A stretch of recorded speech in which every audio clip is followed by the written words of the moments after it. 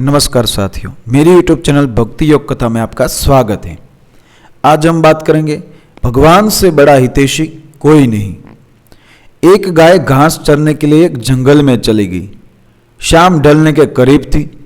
उसने देखा कि एक बाघ उसकी तरफ दबे पांव बढ़ रहा है। वह डर के मारे इधर उधर भागने लगी। वह बाघ भी उसके पीछे दौड़ने लगा।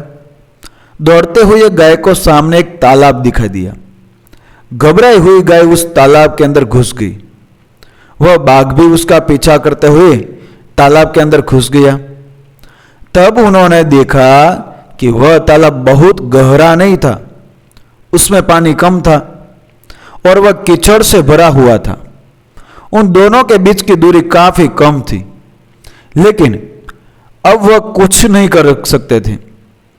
वह गाय उस कीचड़ के अंदर धीरे धीरे घसने लगी। वह बाघ भी उसके पास होते हुए भी उसे पकड़ नहीं सका।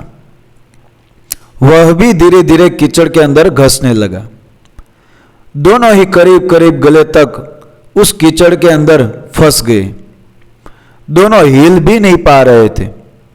गाय के करीब होने के बावजूद वह बाघ उसे पकड़ नहीं पा रहा था। थोड़ी देर बाद गाय ने उस बाघ से पूछा, क्या तुम्हारा कोई गुरु या मालिक है? बाघ ने गुर्राते हुए कहा, मैं तो जंगल का राजा हूं, मेरा कोई मालिक नहीं, मैं खुद ही जंगल का मालिक हूं। गाय ने कहा, लेकिन तुम्हारी उस शक्ति का यहां पर क्या उपयोग है? उस बाघ ने कहा, तुम भी तो फंस गई हो और मरने के करीब हो, तुम्हारी भी तो हालत मेरे जैसी है। तब गाय ने मुस्कुराते हुए कहा, बिल्कुल नहीं, मेरा मालिक जब शाम को घर आएगा और मुझे वहां पर नहीं पाएगा तो वह ढूंढते हुए यहां जरूर आएगा और मुझे इस कीचड़ से निकालकर अपने घर ले जाएगा। पर तुम्हें कौन ले जाएगा?